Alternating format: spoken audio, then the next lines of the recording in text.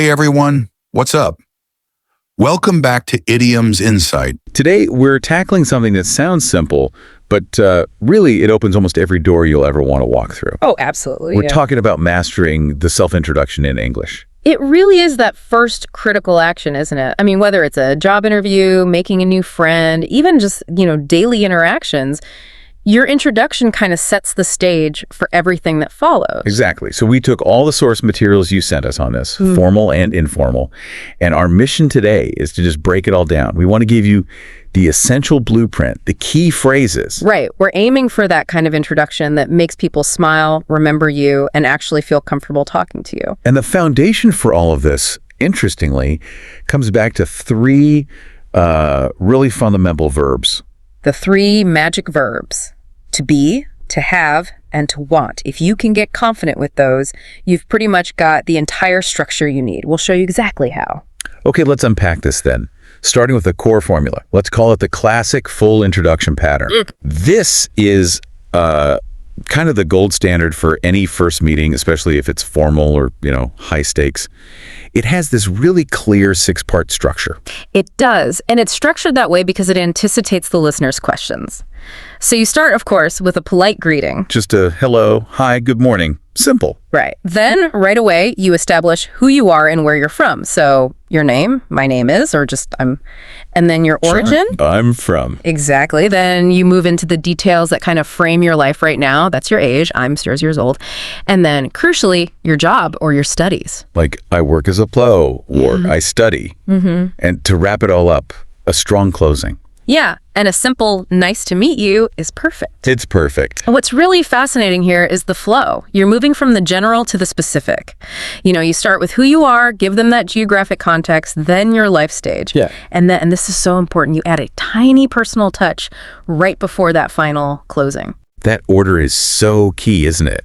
By starting with your name and city, you're basically making it easy for the listener. They know where to place you. Right. And then when you add your job or an interest, you stop being a list of facts and you become, a relatable person. You give them something to ask about. A hook. A hook, exactly. So let's see this formula in action. We'll use the name from the source material, Aman, and look at three different voices. Okay, first up, the casual, friendly version. This is what you'd use in, say, a new class or meeting friends of friends. Right. It would sound like this. Hi, I'm Aman. I'm from Lucknow. I'm 28 years old. I work as a software engineer. Nice to meet you. Quick, warm, covers all the bases, very efficient. Now let's contrast that with the formal version. Think a job interview. Okay. Good morning. My name is Aman Kumar. I'm from Lucknow, Uttar Pradesh. I'm 28 years old. I'm currently working as a software developer at Technova Solutions. It's a pleasure to meet you. Oh, that's so different. You can hear the polish, the full name, Aman Kumar, the specific company. Right. Using your full name in a formal setting like that, it just signals professionalism from the very first word. You're establishing credibility. Absolutely.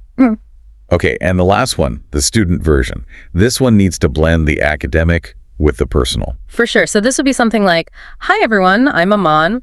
I'm from Lucknow in India. I'm 28. I'm studying computer science in my final year.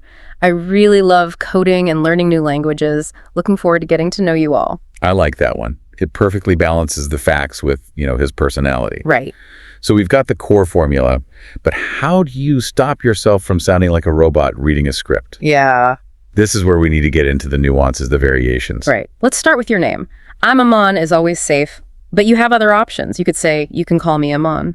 That's good. It's more approachable, more informal. Or if your full name is different from what you use day to day, you could say, I go by Aman. That's a great one. It gently manages expectations. Exactly.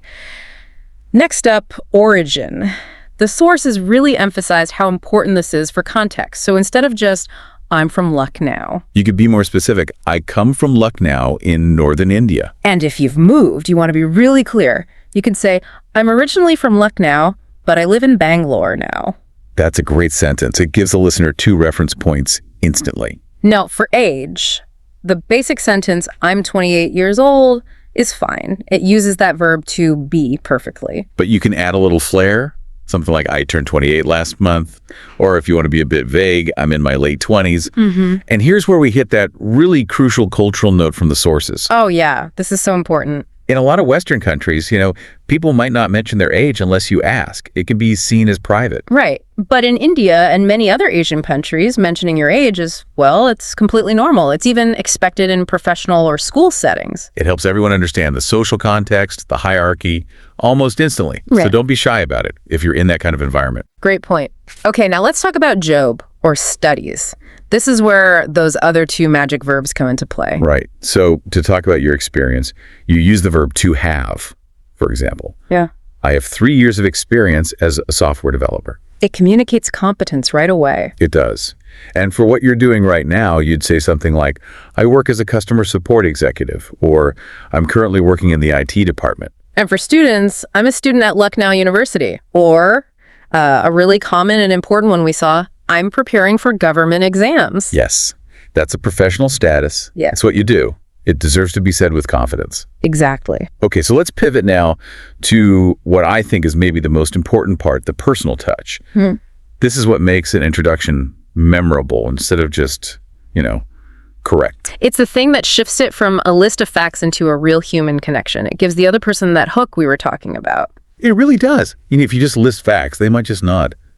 But if you add, I work in IT, but I love playing cricket, they can immediately ask you about your favorite team. It unlocks the conversation. It does. And this is where that final magic verb, to want, becomes so powerful. You can state a goal. It shows you have ambition. Exactly. You could say, I'm learning English because I want to get better job opportunities, or I want to improve my communication skills. This tells people what you value. And if you connect this to the bigger picture, it just shows you're a dynamic person, not just a resume on legs. Right. Okay, so to prove how flexible this whole structure is, let's quickly run through the 3 real-world situations from the source material. Okay, situation 1.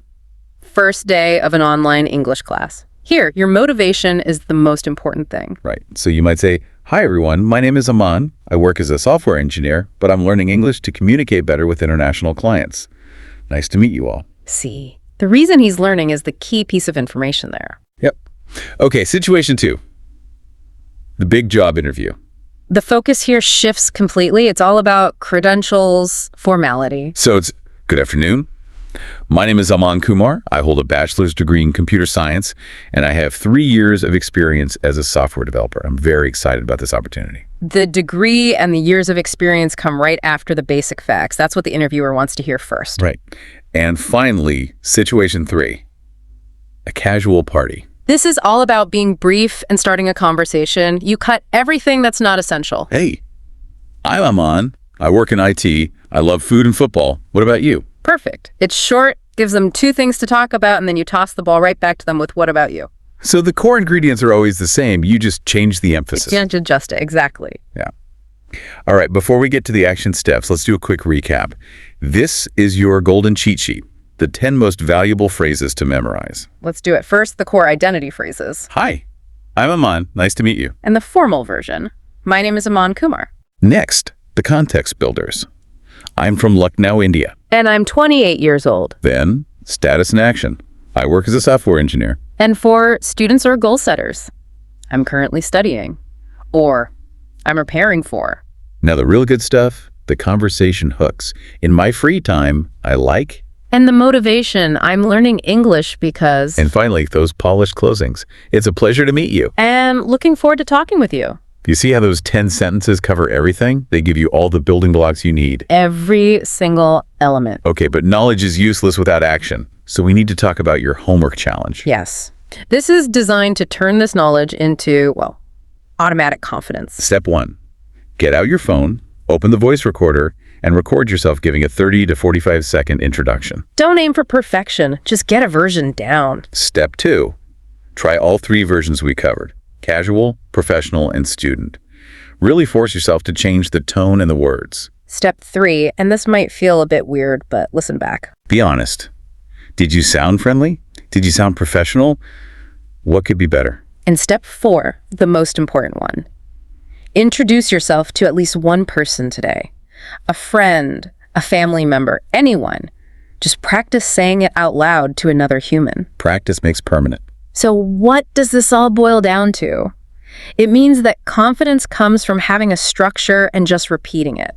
It's going to feel awkward the first few times. Oh, for sure. That's completely normal. But after you do it 5 or 10 times, we promise it just becomes second nature. The hesitation disappears. And to leave you with a final thought to chew on tonight, building on that homework, when you record those 3 versions, casual, professional, and student, I want you to ask yourself, which one felt the easiest for you to say and why? That's a great question. Because thinking about that why is going to show you your natural communication style, and it'll show you where you need to focus your practice. Use that self-analysis. It's so valuable. Tomorrow, we are going to attack one of the biggest grammar traps in English.